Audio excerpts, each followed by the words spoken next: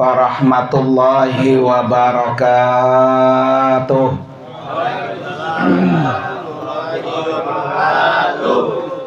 Bismillahirrahmanirrahim. Alhamdulillahilladzi khalaqal mauta wal hayata liyabluwakum ayyukum ahsanu amala. Asyhadu an la ilaha illallah wahdahu la syarikalah wa asyhadu anna sayyidana wa nabiyyana Muhammadan abduhu wa rasuluhu la nabiyya wa la rasula ba'dah. Allahumma fasalli wa sallim wa barik ala sayyidina Muhammadin wa ala alihi wa ashabihi ajma'in, amma ba'du. Hadratil mukarramin wal mukarramat, para bapak dan ibu jamaah majelis tahlil yang dimuliakan oleh Allah Subhanahu wa ta'ala. Wabil khusus yang sama-sama kita hormati dan kita doakan keluarga besar almarhum Bapak Edi Sujarwo bin almarhum Bapak Rusimin. Dalam hal ini istri beliau yaitu Ibu Tuti dan putra putri beliau.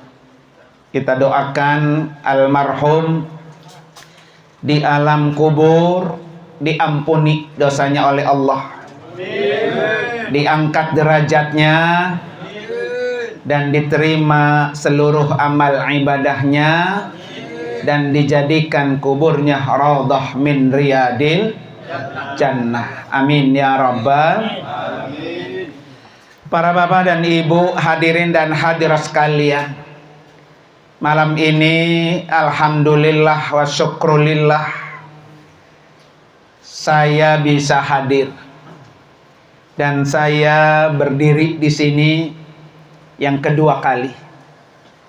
Pertama, saya diundang ke sini waktu almarhum Walimatus Safar berangkat umroh bersama saya.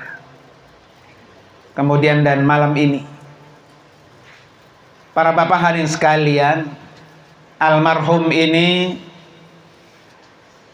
kita sama-sama tahu bahwa beliau ini adalah orang yang jarang berbicara, pendiam gitu ya. Sehingga pendiamnya almarhum ini bisa menyebabkan kurangnya dosa dari mulut. Biasanya kan sumber dosa di mana? Mulut, Pak ya. Kalau orang pendiam, kelebihannya dosa mulutnya apa? Berkurang. Mudah-mudahan malam ini almarhum sudah pulang kampung menghadap Allah Subhanahu wa ta'ala dengan membawa amal soleh. Karena kata Allah, syarat orang bisa ketemu Allah itu dua.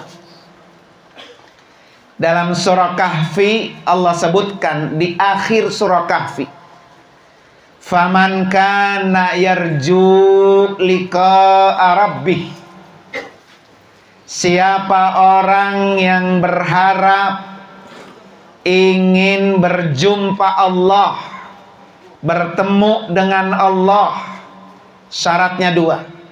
Satu, falyamal amalan sholihah.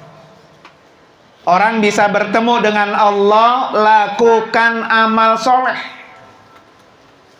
Ya, kalau kita punya amal soleh, kemudian kita pulang kampung, meninggal dunia, maka pasti ketemu dengan apa?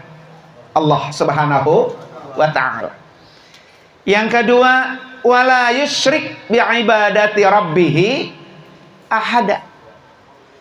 Jangan pernah engkau sekutukan Allah dengan apapun. Dengan apapun. Nah, itu syarat orang bisa bertemu dengan Allah Subhanahu wa ta'ala. Dan almarhum ini, Pak, sudah melakukan amal soleh, mati dalam keadaan beragama Islam, mati dalam keadaan beriman, tidak menyekutukan Allah. Dan kita bersaksi bersama bahwa almarhum min ahlil khair. Almarhum min ahlil khair. Almarhum min ahlil jannah. Amin ya rabbal alamin. Para bapak dan ibu hadirin dan hadirat sekalian, perintah Nabi, Pak, kalau kita menyaksikan ada keluarga kita, saudara kita, tetangga kita ya yang meninggal dunia, kata Nabi apa? Uzkuru mahasina mautakum. Suruh sebutin kebaikan-kebaikannya. Jadi orang kalau udah mati, kudu, Pak, harus disebutin kebaikan-kebaikannya. Kenapa? Karena sudah enggak timbul ria. Tapi orang kalau masih hidup, Pak, disanjung-sanjung, disebut-sebut kebaikannya, masih ada timbul apa? Ria. Sehingga ria itu yang menghapus nilai pahala. Makanya kata Nabi apa? Uzkuru mahasina mautakum. Jadi kalau orang sudah mati, sebut kebaikannya. Itu perintah Nabi itu. Supaya apa, Bapak Ibu sekalian? Supaya yang masih hidup ini bisa ikutin apa yang kebaikan sudah dilakukan oleh almarhum. Ya, jadi kita yang hidup nih, semua pasti mati nggak? Pasti nyusul nggak? Nyusul. Tinggal nunggu giliran. Tidak ada orang yang tidak mati. Semuanya pasti mati. Yang kaya mati nggak?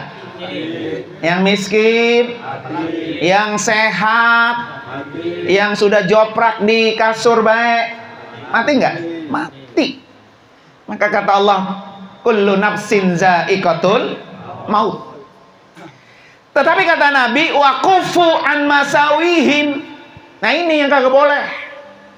Kata Nabi, jangan, tahan, jangan diceritakan kejelekan-kejelekannya, jangan sekali-kali. Kalau ada saudara kita, tetangga kita, ya saudara kita, teman kita meninggal dunia, dia punya kejelekan, jangan disebut-sebut.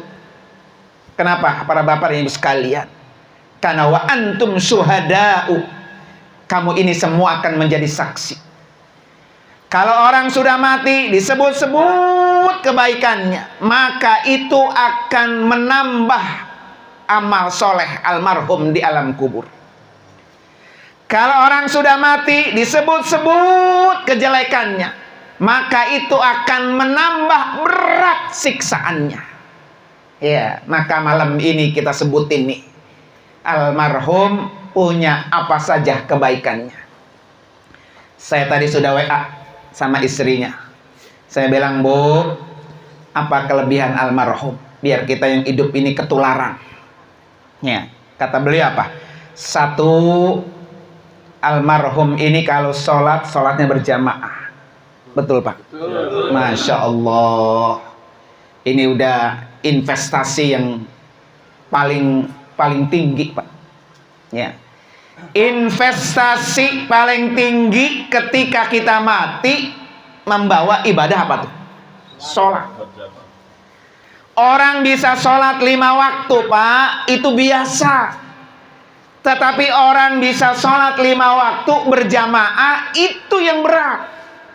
Tidak bisa dilakukan oleh setiap orang, kecuali orang-orang yang memang sudah dipanggil oleh Allah. Ini almarhum, Pak. Banyak nggak, Pak, orang rumahnya samping masjid, sholatnya nggak di masjid? Banyak. Iya. Kalau kagak dapat rahmat Allah, Pak, kakinya berat, melangkah berat. Ya. Maka almarhum ini Pak, percis apa yang disampaikan oleh seorang ulama bernama Al-Faqih Al-Imam Abu Lais As-Samarqandi. Ini disebutkan Pak dalam kitab Tanbihul Ghafilin. Nanti bapak-bapak boleh di searching di Google. Ya. Kata Imam Abu Lais As-Samarqandi, beliau bilang apa Pak? Man arada ayyan jua min adabil qabri. Siapa di antara kalian yang pengen selamat dari siksa kubur? Ini yang hadir saya tanya, pengen nggak selamat? Kita kalau mati, pertama kali yang kita masukin kemana Pak? Kubur. Ya. Kuburan itu luas apa kecil? Ya. Terang apa gelap? Udah ngerasain udah? Belum. Ya. Jadi kuburan kita itu Pak kecil dan gelap. Makanya kata Imam Abu Lais apa? Siapa orang yang pengen selamat dari siksa kubur, ayyulazima arba'ata asya. Biasa ini kerjakan 4 hal. Wa yajtaniba arba'ata asya. Jauhi 4 hal. Li'annal asya tudi'ul qabra wa tuwassi'uhu. Pesannya di sini Pak. Karena membiasakan 4 hal, menjauhi 4 hal, itu semua kata beliau apa? Tudi'ul qabra, akan menyinari kuburan kita.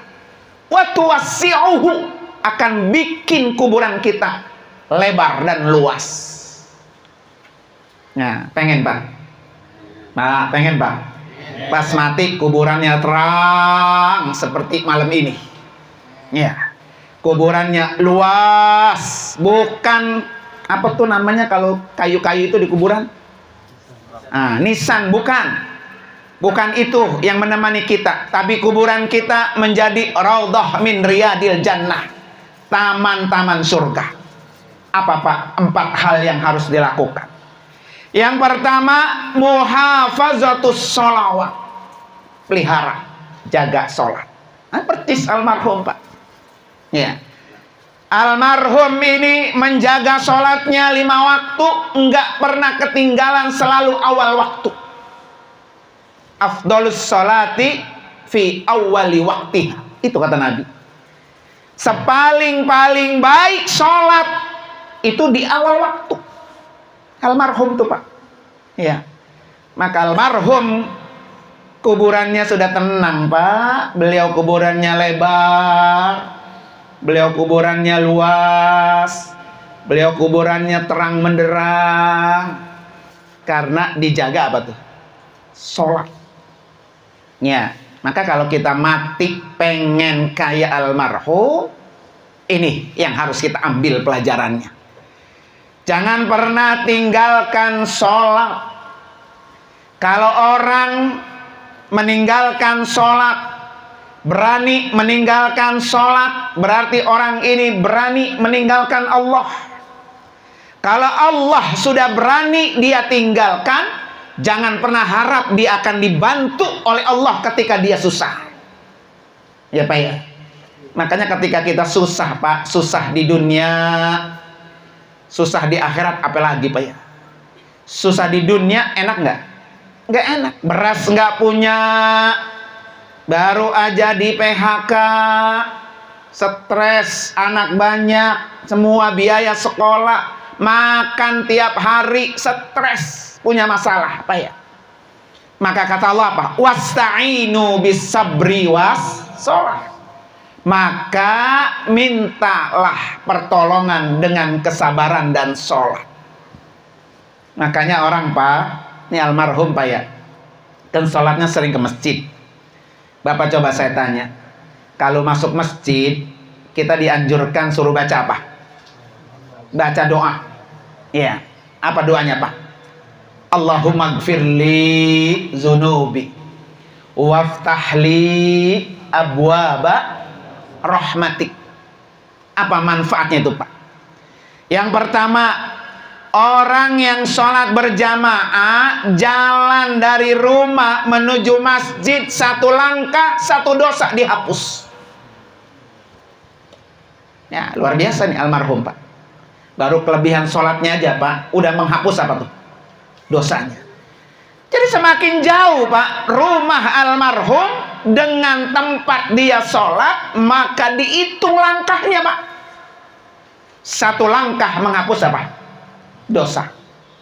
Yang kedua, orang yang berangkat dari rumahnya menuju masjid, satu langkah mengangkat satu derajat. Udah dosanya dihapus, diangkat pula derajatnya. Kalau Allah, Pak, yang ngangkat, udah nggak ada yang bisa menghalangi. Ya, makanya kata istrinya, ya Allah Ustadz, beliau cuma 6 hari sakit. Ya, kata saya, alhamdulillah, Pak, ya, orang mati sakitnya cuma sebentar, karena almarhum tidak pengen ngerepotin yang hidup. Kan banyak, Pak, orang udah joprak di kasur bertahun-tahun, berak di situ, kencing di situ, kata anak sama mantunya udah pada bosen ngurusin ya. Ini Bapak kapan matinya sih, lama banget ya, begitu, Pak, ya. Kalau terlalu lama kita sakit juga orang yang ngurus apa? Bosen, jadinya kagak ikhlas. Tapi almarhum Allah kasih apa? Kemudahan. Ya, cuman memang resikonya apa? Shock. Istri, anak-anaknya shock, Pak, ya. Jangan khawatir. Ya. Matinya orang beriman itu, Pak, lebih baik daripada hidupnya. Ya. Jadi almarhum ini, Pak, lebih baik mati daripada hidup. Karena kalau dia mati, tempatnya sudah Allah siapkan dengan amal soleh yang beliau sudah lakukan. Belum tentu kalau sakit berkepanjangan, boro-boro mau sholat, Pak, boro-boro mau sholatnya ke masjid, tempat kita tidur aja di kasur kita. Sholat kadang-kadang kalau kita sakit suka diapain? Ditinggal, Pak, ya. Nah ini makanya katanya al-mautu lil mu'minin khairun. Matinya orang beriman itu lebih baik. Jadi istri beliau, anak-anak beliau ya harusnya bergembira. Alhamdulillah, Bapak manggul, Pak, kenal manggul, Pak. Bawa pahala sholat jamaahnya udah berat, udah banyak itu. Ya, berapa tahun tuh beliau sholat berjamaah itu? Sebanyak itu tiap hari dosanya dihapus. Tiap hari diangkat derajatnya. Sampai, Pak, almarhum di masjid, masuk ke masjid, langkahkan kaki kanan, baca doa Allahumma gfirli zunubi, ya Allah ampuni dosa saya. Masuk masjidnya aja, Pak, dosa orang itu udah diampuni. Makanya kagak rugi orang yang sholat berjamaah, masuk ke masjidnya aja dosanya diapain? Udah diampuni. Waftahli abwaaba rahmatik. Masuk ke masjid dia sudah minta, ya Allah bukain pintu-pintu rahmatmu. Yang mahal itu kan, Pak, rahmat. Ya. Bukan ibadah kita, bukan. Kita masuk surga, Pak, itu bukan berkat ibadah kita, bukan. Kita bisa masuk surga berkat rahmat Allah. Makanya orang masuk masjid yang diminta apa? Abwaaba rahmatik. Bukain saya ya Allah pintu rahmatmu. Nah itu yang kita minta, Pak. Ya, yang kita minta adalah apa? Rahmat. Maka ada satu doa, Pak. Nih, menyambut bulan Rajab. Besok kan 1 Rajab bertepatan dengan 1 apa? Rabiul apa? 1 Januari. Ya. Jadi buat kita, Pak, umat muslim haram hukumnya merayakan tahun baru Masehi. Karena itu tidak diajarkan oleh agama kita. Apapun bentuknya, Pak, apapun bentuknya. Bapak mau kumpul-kumpul, baca zikir, baca yasin dalam rangka tahun baru, tetap nggak boleh, Pak. Haram. Karena niatnya apa tuh? Karena menyambut. Ya. Kalau baca yasin aja, bukan karena ada momennya. Yang dilarang itu momennya. Justru yang kita isi, Pak, buat kita nih yang masih hidup ya. Tanggal 1 Rajab, pas tanggal 1 Januari, apa amalannya, Pak? Yang pertama, doa banyak-banyak. Karena bulan Rajab, bulan Allah. Bulan Rajab, syahrullah. Bulan Rajab, bulan haram.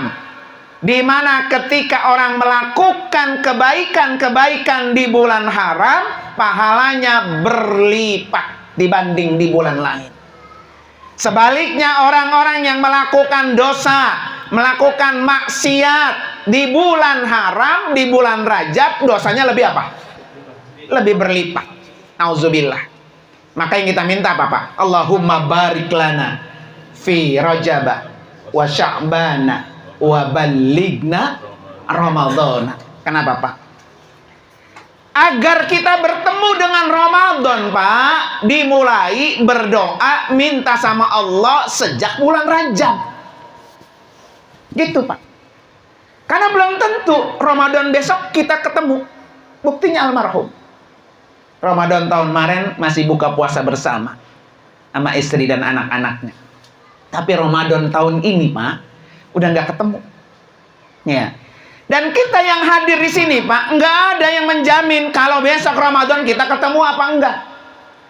Makanya supaya kita bisa berjumpa dengan Ramadan, nih doa ini gepok kalau kata orang Betawi. Allahumma barik lana fi Rajab wa Sya'bana wa ballighna Ramadan. Yang kedua, satu doa, Pak. Ya, doa yang harus dibaca nih sepanjang bulan Rajab. Apa, Pak? Allahumma gfirli dunubi. Allahumma gfirli dunubi. Warhamni wa tub alayya. Warhamni wa tub alayya. Allahumma gfirli dunubi. Warhamni wa tub alayya. Itu baca tuh, Pak. Sepanjang bulan Rajab. Apa yang kita minta? Ya Allah, ampuni dosa-dosa saya. Rahmati saya, terima taubat saya. Gitu, Pak. Karena kalau kita belum diampuni, Pak, dosa kita menghadap Allah berat. Orang sakaratul maut, Pak, kalau dosanya banyak berat. Beda dengan almarhum. Ya, almarhum ini, Pak, detik-detik sakaratul maut, dia mau bangun aja gitu, Pak. Kan tangannya kiri kanan diikat di balai atau di kasur, di ranjang itu ICU, Pak. Ya kan? Dia bilang apa? Saya mau wudhu, saya mau sholat. Dia mau keluar gitu, mau sholat gitu ya. Sampai akhirnya kata istrinya, ayo Mas, baca istighfar, dituntun istighfar. Nah ini, Pak, yang mahal, Pak. Momen saat ruh kita akan meninggalkan, berpisah dengan jasad kita, Pak, kita iringi dengan istighfar. Nah ini yang mahal. Ya. Maka kita nih yang masih hidup, biar dosa kita ketika dicabut ruh kita, Pak, gampang. Allahumma gfirli dunubi. Allahumma gfirli dunubi. Kalau bisa, Pak, setiap hari 70 kali. Dalam satu riwayat 100 kali, Pak. Warhamni, ya Allah, berikan saya rahmatmu. Kita kesini tuh, Pak, sebab rahmat Allah. Maka rahmat Allah itu mahal. Ya, yang kita cari itu rahmat Allah. Makanya kata Allah dalam ayat lain apa? Inna rahmatallah qaribun minal muhsinin.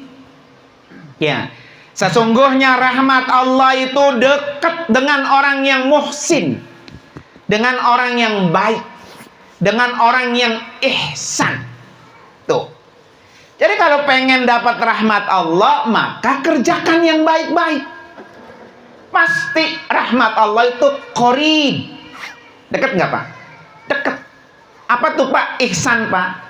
Ihsan itu, Pak, kita ibadah seakan-akan kita sedang diliatin Allah.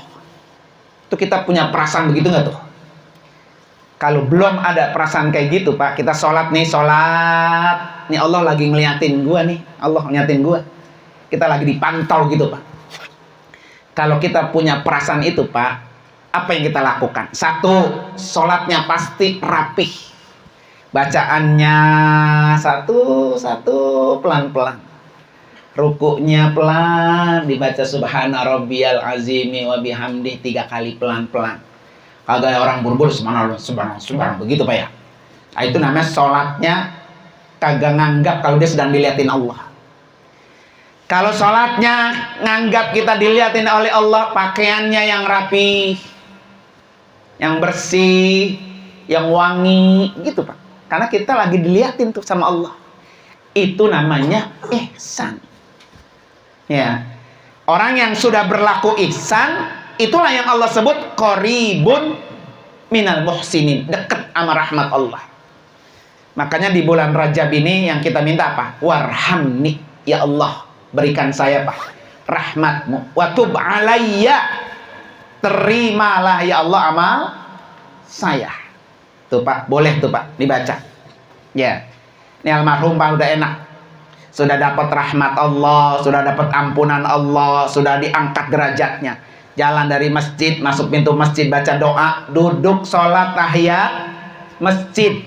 Ketika dia selesai sholat tahiyat masjid Pak, kita nunggu waktu sholat. Datang malaikat menghampiri kita. Apa yang dilakukan malaikat itu Pak?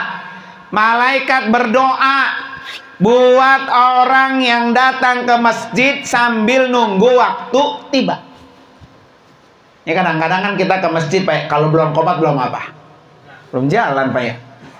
Maka kelebihan orang yang duduk di masjid Pak, sambil nunggu waktu azan berkumandang, malaikat menghampiri berdoa. Satu, doa malaikat apa Pak? Ya Allah, ampuni hambamu ini.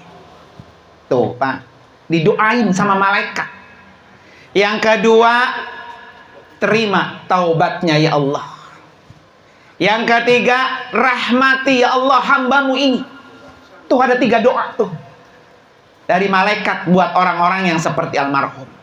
Nah ini Pak, baru 1 nih. Kan tadi ada 4 ya. 4 amalan yang bisa menyelamatkan kita dari siksa kubur. Dan kuburannya bisa apa? Terang. Dan juga bisa luas. 1, pelihara sholat. Maka jangan pernah tinggalkan sholat. Ya, jangan pernah tinggalkan sholat. Sesibuk apapun, profesi kita apapun, sholat tetap nomor 1. Makanya nanti ketika orang dihisab Pak, kata Nabi apa? Awwalu ma yuhasabu yaumal qiyamah. Pertama kali dihisab itu sholatnya. Fa'in sholahat, kalau sholatnya rapih Pak, sholatnya bagus, faqad anjaha wa aflaha, maka orang itu pasti berhasil dan sukses, beruntung Pak. Tuh kalau sholatnya apa tuh? Bagus Pak ya. Yang kedua Pak, yang bisa menyelamatkan azab kubur, kubur bisa terang, bisa luas, qiraatul Quran. Dan almarhum Pak, kelebihan kedua, beliau itu setiap habis sholat waktu baca Quran. Nah ini berat Pak. Ya. Orang bisa sholat bisa, tapi kalau pulang dari sholat baca Quran itu yang jarang Pak ya. Maka walaupun seayat, 2 ayat Pak ya, Quran itu Pak nur. Quran itu akan menyinari, akan memberikan cahaya. Ya, jadi Quran itu sudah membawa cahaya Pak. Sudah menyinari orang yang dalam kegelapan, terutama gelap di dalam kuburan. Ya. Makanya boleh Pak orang itu punya wirid setiap hari baca Quran. Pamanya apa? Wiridnya kulhu tiap hari 100. Bapak dari rumah ke masjid baca kulhu 100 tuh. Jadiin wirid. Boleh wiridnya apa? Surah Al-Mulk. Dalam satu surat apa Pak? Orang yang membaca surah Al-Mulk Pak, tabarakalladzi ya, itu dia akan membebaskan siksa kubur. Ya, boleh jadiin wirid tuh. Tiap hari baca Al-Mulk atau tiap malam Jumat boleh. Ya. Syukur-syukur kayak almarhum Pak. 2-3 ayat tiap habis sholat, 2-3 ayat tiap habis sholat, masya Allah Pak. Udah cahayanya cahaya sholat, ditambah cahaya apa tuh? Cahaya ngaji. Nah, ini almarhum, Pak. Yang ketiga, Pak, orang bisa selamat dari siksa kubur, as-sadaqah. Sedekah, Pak. Dan almarhum termasuk orang yang rajin sedekah. Tadi kata istrinya, ya Allah, Bu, biasanya ibu sering yang berbagi, sekarang ibu yang dibagi-bagi, begitu kata Pak ya. Jadi sedekah itu, Pak, kunci membuat orang selamat dari azab kubur. Malam ini, Pak, malam ini nih, almarhum bukan hanya dikirimi yasin, dikirimi tahlil, dikirimi doa, bikin istighfar, bukan hanya itu. Kenapa orang mati ditahlilin? Karena di dalam tahlil, Pak, ada kiriman doa. Di dalam tahlil, Pak, ada sedekah. Buah, kue, besek yang akan dibawa pulang, itu sedekah. Sedekah-sedekah itu yang akan menyebabkan almarhum di alam kubur apa? Terang benderang. Makanya jangan khawatir, jangan takut. Orang kalau mati, orang udah berduka, malah dibebani suruh ngeluarin apa? Konsumsi, Pak ya. Karena ada orang begitu, Pak. Dulu ada tangga saya, Pak. Gara-gara lakinya suka tahlil, bininya minta bercerai. Kenapa? Karena bininya nggak suka kalau makan boleh bawa tentengan dari mana? Tahlil katanya. Lebih baik kita bercerai daripada kamu suka tahlil mulu, begitu, Pak. Ya kan? Biarin aja, nanti dirasain kalau mati dia butuh nggak doa dari orang yang hidup. Ya, Pak ya. Jadi malam ini, Pak, kalau ada konsumsi makanan yang dipersembahkan oleh keluarga besar almarhum, ini dalam rangka sedekah beliau yang akan bisa menyinari kuburannya. Ya, nih Pak, orang kan di alam kubur itu, Pak, butuh pertolongan. Makanya kata Nabi digambarkan orang mati itu seperti orang tenggelam di tengah laut, tinggal leher doang. Coba Bapak bayangkan dah, di kepikiran Bapak bayangkan, kita di tengah laut, sebisa apapun kita berenang, Pak, ya, kalau di tengah laut berhari-hari kuat nggak tuh? Nggak bakalan, Pak. Butuh pertolongan orang, butuh bantuan orang, cengap. Siapa yang bantuin? Gak ada. Tuh orang yang mati tuh begitu tuh. Maka ketika datang istighfar, datang doa, datang yasin, datang tasbih, datang sedekah, tuh berhenti siksa kuburnya. Berhenti, Pak. Diangkat, langsung diangkat oleh Allah derajatnya. Percaya nggak, Pak? Percaya nggak, Pak? Kalau nggak percaya, rasain dulu, terbilang sama kita.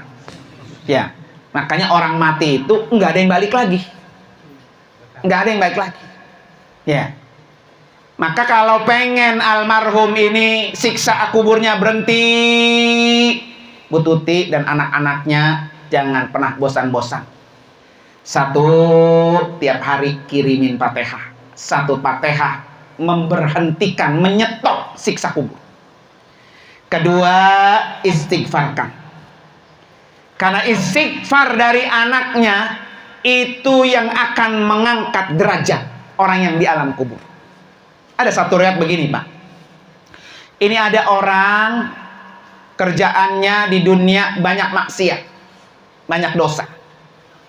Kemudian orang itu diangkat oleh Allah, dipindahin ke surga. Orang itu bilang gini, ya Allah, kenapa saya dipindahin ke surga? Saya di dunia dosa saya banyak. Saya sering melanggar perintah-Mu ya Allah. Apa kata hadis ini disebutkan, Pak? Kamu ini diangkat bisa babi istighfari waladika laka. Kamu diangkat dari neraka ke surga dengan sebab istighfar anak kamu untukmu. Gitu, Pak. Maka besok anak-anaknya ya almarhum istighfarin, astagfirullahalazim li walidayya, begitu. Astagfirullahalazim li walidayya. Ya, istighfarkan. Karena istighfar itu akan memindahkan, Pak, mengangkat derajat yang tadinya di kuburan disiksa, kuburannya dihembusin angin-angin neraka, lobang-lobang neraka ditukar oleh Allah menjadi hembusan angin-angin surga. Dengan sebab apa? Istighfar. Ya, makanya buat kita pelajaran semua nih yang masih pada hidup Pak ya. Pesen anak tuh, pesen anak. Ya, nah nanti kalau bapak mati jangan lupa. Ya, kirimin doa, kirimin istighfar, kirimin bacaan-bacaan Al-Qur'an. Mau Yasin kek boleh Pak. Mau Fatihah juga boleh. Itu yang akan mengangkat derajat. Makanya kalau ingat orang tua Pak, ingat itu aja tuh. Ya Allah, sian banget ini ya bapak gua, emak gua di alam kubur. Apalagi kita tahu Pak, masa hidupnya orang tua kita umpamanya tahu jarang sholat, sama saudara nggak akur, sama tetangga nggak ada yang akur, umpamanya ya, banyak dosanya kita tahu tuh. Kita sebagai anak tuh ingat itu tuh. Ya Allah, maka kirimin Fatihah, kirimin Fatihah, kirimin Yasin, kirimin istighfar, kirimin sedekah. Maka yang bagus Pak, kirimin sedekah yang pahalanya apa tuh? Ngalir Pak, ngalir terus tuh, kirimin tuh yang bagus tuh. Apa itu? Wakaf. Ya, Bu Tuti mau wakaf tanah 1 meter, 2 meter buat pembangunan masjid, musola, yayasan, silahkan tuh, niatin untuk almarhum. Selama wakaf itu dijalani yang bermanfaat, maka yang mewakafkan punya nilai pahala apa tuh? Ngalir. Wakafin Quran, mau di masjid kek, mau di majelis taklim, mau dibawa ke Masjidil Haram Pak, boleh. Esok nih saya tanggal 1 Februari berangkat Pak, umroh ya. Bu Tuti mau nitip, Ustaz saya nitip wakaf Quran ya, nanti taruh di Masjidil Haram. Nanti wakaf itu Pak dibaca oleh orang-orang yang ada di Masjidil Haram, almarhum di alam kubur mendapatkan kiriman apa tuh? Sedekah jariyah namanya. Sedekah yang pahalanya terus mengalir. Ciri-ciri orang mati husnul khotimah Pak, kalau orang itu punya amal yang jariyah. Oke, kita yang masih hidup nih, apa nih kira-kira amal kita yang jariyah Pak, yang ngalir terus pahalanya? Akhirnya harus sudah kita bikin tuh Pak, kita buat. Ya, kita harus melakukan gitu. Nih amalan saya yang kalau saya lakukan pahalanya ngalir. Itu ciri-ciri orang mati husnul khotimah. Cuma satu syarat Pak, kalau melakukan sedekah, melakukan sunnah-sunnah, saya pesen ya, jangan pernah dikasih tahu orang lain. Karena kalau dikasih tahu orang lain timbulnya apa? Ria. Kalau ria habis pahalanya nggak ada. Zaman sekarang Pak, untuk melakukan ria itu tipis banget. Ini Bapak malam habis bangun, sholat malam qiyamul lail jam 2:30, masang status WA, alhamdulillah malam ini bisa bangun. Ya, dibaca tuh sama orang yang apa tuh, yang sekontak sama kita. Itu ria, habis tuh pahala malamnya. Ya. Bapak baru selesai hatam Quran 30 juz, Qurannya dipoto, alhamdulillah dalam sebulan hatam saya. Habis pahala baca Qurannya. Tuh, makanya saya pesan yang sunnah-sunnah jangan pernah dikasih tahu orang lain. Biar pahalanya apa tuh? Tetap ada dan mengalir. Nah, ini kadang-kadang sebaliknya Pak. Kalau kita infak jariyah ke masjid nggak diumumin apa? Marah, protes. Ya kan? Diumumin boleh, tapi jaga hati. Karena pengumuman di masjid itu Pak dalam rangka mentransparansikan uang masuk dan keluar di DKM-nya. Kalau diumumin, bingung lagi ntar. Itu dipakai berapa itu ya? Ntar masuk apa? Masuk kantong lagi, bukan masuk masjid Pak ya. Nah, para bapak hadirin sekalian. Kemudian yang terakhir Pak, yang bisa menyelamatkan orang dari siksa kubur itu apa? Tasbih. Makanya di dalam tahlil ada tasbihnya Pak. Subhanallah wa bihamdi subhanallahil azim gitu Pak.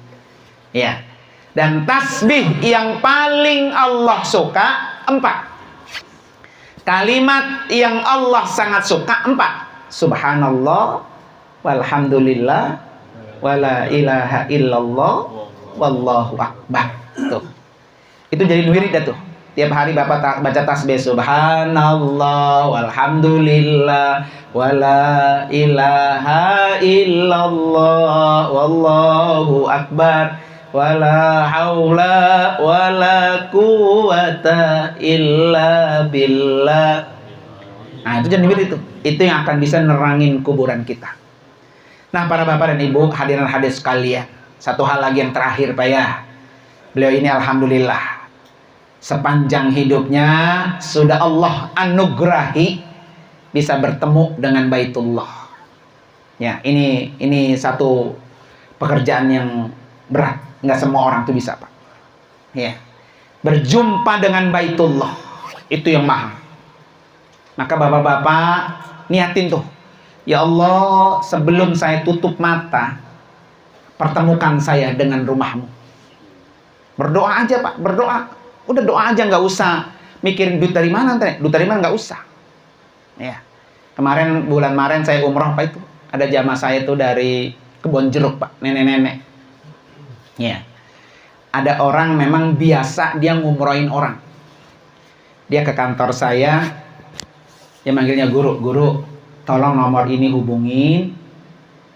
Orang ini saya mau umrohkan gratis. Ya, saya telepon. Bu, betul namanya ibu ini? Iya betul. Saya dari Yayasan Wafiz Alamin Center mau mengumrohkan gratis ibu. Gak percaya dia Pak, gak percaya. Takut ditipu. Kalau ditipu kan kalau ngeluarin duit Pak ya. Nah ini orang gak ngeluarin duit, ditipu. Kalau ibu gak percaya, ibu kepoin aja deh tuh. Tuh YouTube saya tinggal buka Nur Anwar Amin sesuai dengan nama saya. Buka di TikTok saya, Aji Nung. Buka di Instagram saya, silakan. Buka di website saya, silakan. Website saya itu Pak, nuranwaramin.com. Buka. Bapak di Google, buka Google, klik nama saya aja, Nur Anwar Amin. Udah keluar semua. Gak mungkin kalau orang mau bohong tuh ngunjukin begitu. Kalau ibu gak percaya, besok ibu saya tunggu di kantor saya. Saya Sherlock, ini lokasinya. Besok nyampe Pak. Pulang saya kasih koper, seragam ihram, semua baju mau kena saya kasih. Nangis, nggak percaya. Kata yang ngasih, pokoknya guru jangan dikasih tahu dari siapa. Kalau dia nanya, dari hamba Allah. Ternyata Pak, si nenek ini Pak, 2 hari sebelum saya telepon, dia udah ngimpi lagi tawaf.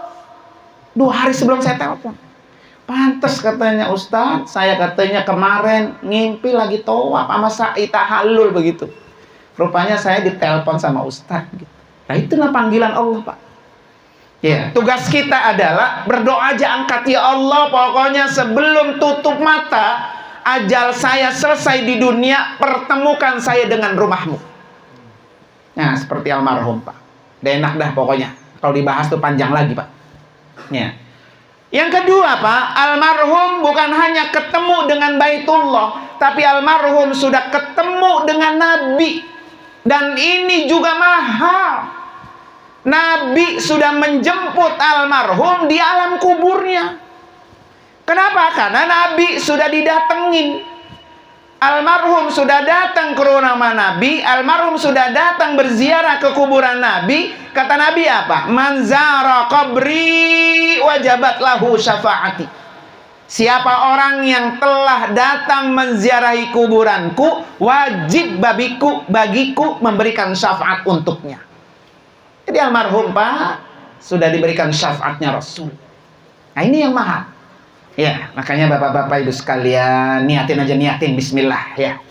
Bismillah, niatin ya Allah, pertemukan saya dengan Baitullah. Pertemukan saya dengan Rasulullah. Ya. Nanti Nabi jemput kita Pak di alam kubur. Ya. Makanya saya kalau berangkat umroh Pak, saya anjurin tuh jamaah saya. Kan saya kalau umroh 4 kali Pak. Umroh pertama buat dirinya masing-masing. Umroh kedua buat emaknya yang sudah almarhum. Umroh ketiga buat bapaknya yang sudah almarhum. Umroh keempat Pak, saya suruh apa? Umroh niatin badal umroh buat Nabi. Karena guru saya mesennya gitu tuh. Al-Maghfurlah Kyai Haji Nurul Anwar bin Kyai Haji Nur Ali. Beliau bilang apa? Kalau nanti lu umroh lu haji punya kesempatan, badalin umroh buat Nabi. Syukur-syukur badalin haji buat Nabi. Bukan Nabi butuh dengan kita, Pak, tapi kita yang butuh dengan Nabi. Ya Allah, alhamdulillah, Pak ya. Oleh karena itu para bapak hari sekalian, mari sama-sama kita bacain suratul Fatihah khusus untuk almarhum Bapak Edi Sujarro bin almarhum Bapak Rusimin. Semoga Allah angkat derajatnya. Allah ampuni dosa-dosanya. Allah tempatkan kuburnya taman-taman surga. Istrinya Ibu Tuti dan putra-putrinya Allah berikan kekuatan, Allah berikan kesabaran, dan ini yang terbaik dari Allah. Ala hadini al-Fatihah. A'udzubillahi minasyaitonir rajim. Bismillahirrahmanirrahim. Alhamdulillahirabbil alamin, arrahmanir rahim, maliki yaumiddin. Iyyaka na'budu wa iyyaka nasta'in. Ihdinas siratal mustaqim, siratal ladzina an'amta 'alaihim ghairil maghdubi 'alaihim waladdallin. Amin. Terima kasih dan mohon maaf. Hadanallahu wa ikum ajmain. Wassalamualaikum warahmatullahi wabarakatuh.